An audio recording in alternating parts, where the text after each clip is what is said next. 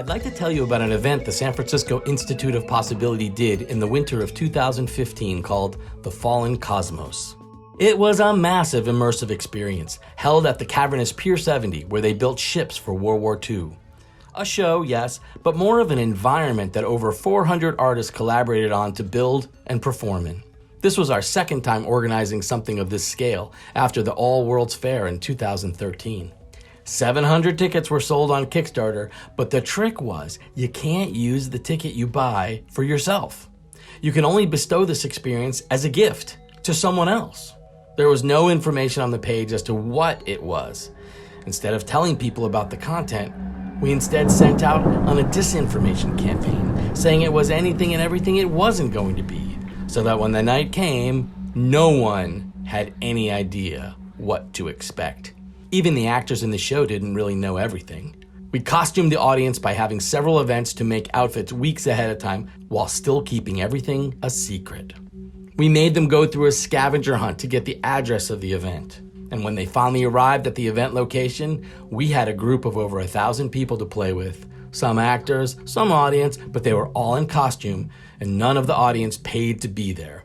Every person in that room was there because someone else thought that they deserved it, and it really made an enormous difference. We turned a 100,000 square foot industrial warehouse into an immersive environment for people to explore of the 1496 Hieronymus Bosch painting, The Garden of Earthly Delights. It was epic. Mechanics, builders, makers, Balinese musicians, painters, dancers, video artists, a 50-person choir, fencers, card sharps, mad scientists, Tesla coil maniacs, flower arrangers, actors, curators, helper monkeys, perverse Rococo gormandizers, remote control Boschian abominations driving around, the entire door security staff of monks. Then we opened the doors to 700 people dressed to the nines. There was no way to tell who was in the show and who was in the audience because in that magic environment, imbued with that much fairy dust, there wasn't any difference. No difference at all. The air was ozone. Time flowed like syrup. They stepped into the painting. We found Lee Von Leer's Esoteric Analysis, a dissertation of the painting, and decided to use it as a script. Von Leer did something that none of the other interpretations did.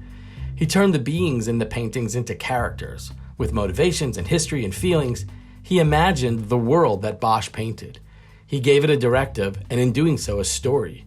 He denotated his linear narrative, giving the painting a beginning, a middle, and an end, which is exactly what we needed. This is the timeline of Von Leer's interpretation of the painting. Using this timeline, we turned the painting and its characters into a 4-act play, sort of, with no boundary betwixt stage and audience, no fourth wall. We advertised and sold tickets to just the first show, but there were 2 more shows after that, secret shows. And the only place to get a ticket for any of the following shows was from a ticket booth at the exit. And of course, you were then buying a ticket as a gift for someone else. It was risky, but it worked. The people who attended were all recipients in a gift economy, and with zero information about what the event was, it was truly an adventure. All of the shows sold out. We made a beautiful graphic of the giving. It is written in the stars, behold, the gift graphic. You can see who bought who tickets in these constellations of data. People who went often say it was the best thing that any of us ever did, and the best thing that they ever went to. A massive show like this, with contributions from nearly every artistic discipline, using an academic research paper as a script, seemed impossible.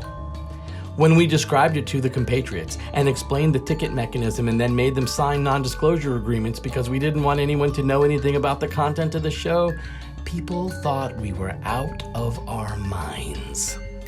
It was kind of a great feeling, actually. Having worked at Burning Man early on and built many pieces of art for it, and with the rise of places like Meow Wolf turning art into a walk-through experience, we have to ask, how is what we do different?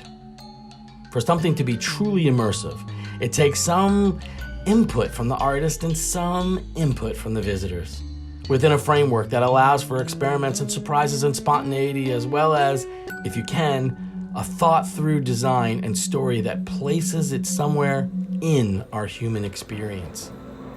It's not a play. It's not an escape room or a murder mystery dinner party. It's something kind of tricky and new. And that is what the SFIOP is trying to foster, an occasion for these different brilliances to bump into each other and create something larger than the sum of its parts. This week's Spotlight on the Fallen Cosmos is brought to you by Ritual Coffee Roasters. Ritual Coffee is an amazing company in addition to having fun cafes that make the best cup of coffee that you've ever had. Did you know that Ritual sources most of its beans from farmers that they actually know?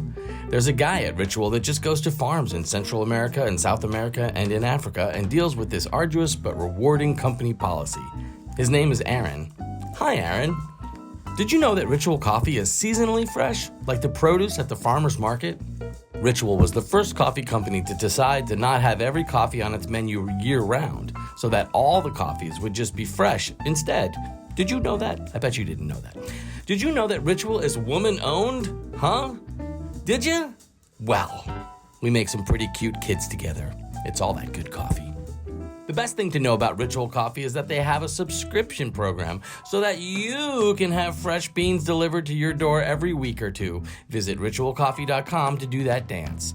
Ritual is a proud sponsor of SFIOP. Join them in supporting us with a monthly donation or be one of our first 100 business sponsors. Visit sfiop.org/donate. If the world you want to live in has amazing programs, amazing productions, and help keeps our employees paid and our wheels greased, I want to thank you. I want to thank you very much. Thank you.